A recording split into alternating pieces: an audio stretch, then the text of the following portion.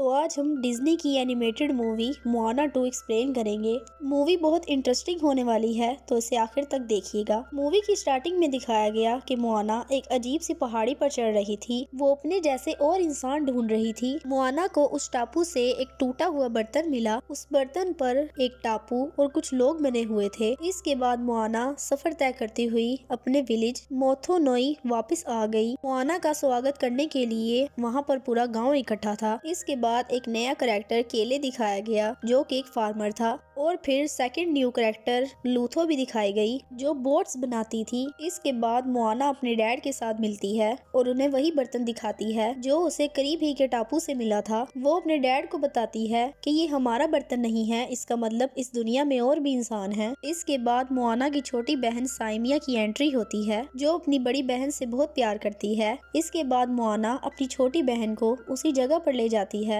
जहाँ पर उनके पूर्वजों की कुछ चीजें पड़ी हुई थी। मोआना अपनी छोटी बहन को अपने पूर्वज त्योताई वैसा के बारे में बताती है कि वो कितने जाबाज थे और उन्होंने हमारे लिए बहुत कुछ किया था। इसके बाद माओई को दिखाया गया, जो एक अनजान टापू पर कुछ ढूंढने गया था। उसके चलने की वजह से वो धुआं हटा तो वहाँ पर वही टापू बना हुआ था जो मोआना को मिलने वाले बर्तन पर बना है। वो लड़ने के लिए तैयार हो गया क्योंकि वहाँ पर नालो की भी तस्वीर बनी हुई थी, जो कि इस मूवी का विलन है। फिर उसका मुकाबला बहुत सारी चमगादड़ों से हो जाता है। उसके बाद दिखाया गया कि मोथोनोई में मोआना क्वीन बनने के लिए शपथ उठाने वाली थी। मोआना के डैड पूछते हैं कि वो इस शपथ के लिए तैयार है। इसके बाद मोआना शपथ उठाती है कि वो हमेशा मोथोनोई की हिफाजत करेगी। तो उसी दौरान वहाँ पर कुछ अजीब होना शुरू हो जाता है और आसमान से बिजली आकर सीधी मोआना पर गिरती है। जब मोआना आंख खोलती है तो वो एक कश्ती पर थी और वहाँ पर उसी टापू का नक्शा बना हुआ था और उसके साथ त्योताई वैसा भी थे जो कश्ती को डूबने से बचा रहे थे। इसके बाद मोआना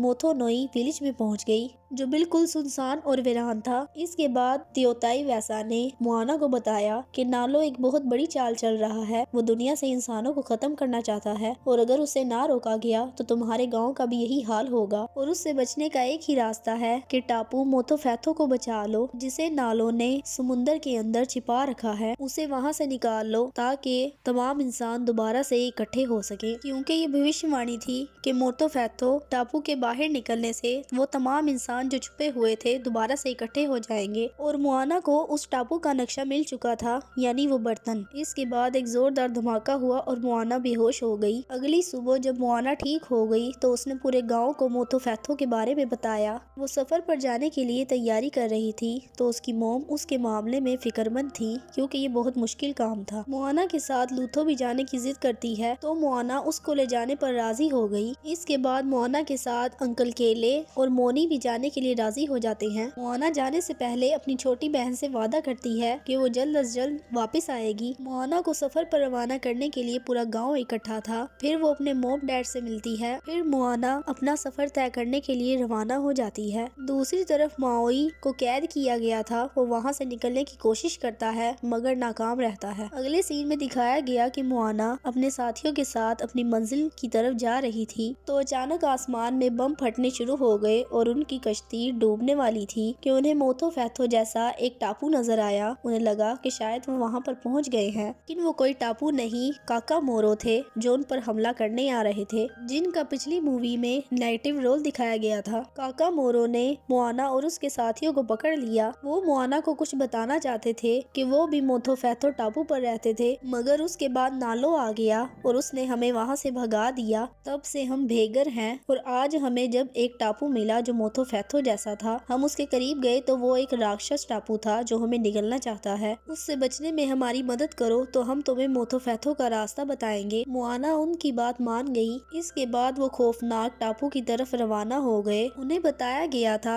कि इस टापू के अंदर एक जगह है जहाँ पर भाला मारने से ये मर जाएगा और उसके बाद इन्हें वापस खींच लिया जाएगा, मगर मोआना से वो भाला गिर जाता है। वो टापू दोनों कश्तियों को निगलने वाला था तो एक काकामोरा उस रस्सी को काट देता है और खुद वो टापू के अंदर गिर जाते हैं। वो उस टापू में गिर रहे थे तो मोआना मोआना उनसे अलग हो जाती है। मोआना के साथी एक जगह पर आकर गिरे तो वहाँ पर उनकी मुलाकात माओई से हुई, जिसे वहाँ पर कैद किया गया था। वो उन्हें बताता है कि मैं यहाँ पर मोथोफैथो टापू ढूंढने आया था, मगर किसी ने मुझे यहाँ कैद कर दिया। वो रस्सी के जरिए से अपना हथियार पकड़ता है और उस जाल से आजाद हो जाता है। वो उनसे पूछता है कि तुम लोग यहाँ हो तो मोआना किधर है। दूसरी तरफ मोआना जब बेहोशी से उठती है तो उसका मुकाबला बहुत सारी बैट से होता है। उन बैट से छुटकारा पाने के बाद उसकी मुलाकात एक औरत से होती है। वो औरत अपना नाम मतांगी बताती है। मतांगी उसे बताती है कि मैं भी आजाद थी, मगर नालो ने मुझे शराब दिया और मैं तब से इस राक्षस जैसे टापू में कैद हूँ, और ये शराब तभी टूटेगा जब मोथोफैथो टापू आजाद होगा। फिर मतांगी मोआना को एक ग्लोब जैसी जगह में ले जाती है जो चारों तरफ बंद थी। जब उसने जमीन पर देखा तो एक दरवाजा बना हुआ था। मतांगी ने उसे बताया कि ये रास्ता तुम्हें सीधा मोथोफैथो की तरफ ले जाएगा। इसके बाद उसे ढूंढता हुआ माओई भी वहाँ पर आ गया। फिर उन्होंने वो दीवार खोला और वहाँ से चले गए। फिर माओई ने उन्हें बताया कि वो अकेला इसलिए आया था क्योंकि इस काम में जान भी जा सकती है, मगर तुम सब भी यहाँ पर आ गए हो। ये बात सुनकर वो बहुत परेशान हुए। वो मोथोफैथो की तरफ जा रहे थे तो उनका मुकाबला एक बहुत बड़े राक्षस से हुआ। उस राक्षस ने उनका जहाज तोड़ दिया था, जिसकी वजह से उन्हें करीब ही के टापू पर ठहरना पड़ा। वो सब जहाज के टूटने की वजह से बहुत ज्यादा मायूस थे क्योंकि अब वो आगे नहीं बढ़ सकते थे। मोआना बहुत ज्यादा मायूस थी, मगर लूथो और उसके साथियों ने मिलकर वो जहाज रिपेयर कर दिया था। अब वो मोथोफैथो की तरफ जा सकते थे। रास्ते में माओई ने प्लान बनाया। माओई अपने हथियार के जरिए से मोथोफैथो को बाहर निकालेगा और फिर वो सब उस पर चले जाएंगे और उसका शराब टूट जाएगा। मगर ये काम इतना आसान नहीं था क्योंकि मोथोफैथो के टापू को चारों तरफ से खतरनाक बादलों ने घेर रखा था। प्लान के मुताबिक माओई उस बादलों के जाल को एक एक करके तोड़ता रहा और मोआना और उसके साथी उस टापू के करीब जा रहे थे। माओई ने एक एक करके सारे जाल तोड़ दिए। जब वो वापस आया तो बादलों ने दोबारा से जाल बना लिया। इसके बाद दिखाया गया कि मोआना दूसरा प्लान बनाती है कि वो और उसके साथी उन बादलों को भटकाएंगे और माओई जाकर अपने हथियार के जरिए से मोथोफैथो को बाहर निकाल लेगा। इसके बाद प्लान के मुताबिक माओई अपने हथियार के जरिए से मोथोफैथो को बाहर निकालने लगता है। दूसरी तरफ मोआना और उसके साथी बादलों को भटका रहे थे। माओई उस टापू को बाहर निकालने में कामयाब हो गया, मगर उसी दौरान उसकी रस्सी टूट जाती है। उस टापू के गिरने की वजह से पानी में एक बहुत बड़ी लहर उठ गई। उस लहर की वजह से मोआना और उसके साथी बाल बाल बचे। इसके बाद मोआना ने ये फैसला किया कि वो खुद ही जाकर उस टापू को हाथ लगा लेगी ताकि उसका शराब खत्म हो सके। मोआना के साथी माओई को बचा लेते हैं, मगर उसकी पावर्स छीन ली गई थी। दूसरी तरफ मोआना उस बिजली से बचती हुई उस टापू को हाथ लगा लेती है, मगर बिजली लगने की वजह से बेहोश हो जाती है। इसके बाद दिखाया गया कि माओई आकर उसे बचा लेता है। उसे लगा कि शायद मोआना मर चुकी है, मगर उसी दौरान वहाँ पर मोआना के पूर्वज यानी ताताई वैसा और सब उसके इर्द गिर्द आकर जमा हो गए। मोआना की दादी ने उसका हाथ पकड़कर प्रार्थना की तो उसे भी पावर मिल गई जो आज से पहले कभी किसी इंसान को नहीं मिली थी। इसके बाद मोआना होश में आ गई। वो अपने पूर्वजों को देखकर बहुत ज्यादा खुश हुई। इसके बाद माओई को भी उसकी पावर वापस मिल गई। मोआना को भी एक जादुई हथियार दिया गया। मोथोफैथो टापू का शराब टूट गया और फिर से सब पहले जैसा हो गया। मूवी के एंड में दिखाया जाता है कि मोआना अपने विलेज यानी मोथोनई वापस आ जाती है और अपने मॉम डैड को दिखाती है कि वो कितने सारे लोगों को अपने साथ ले आई है और वो अब मिलकर रहेंगे।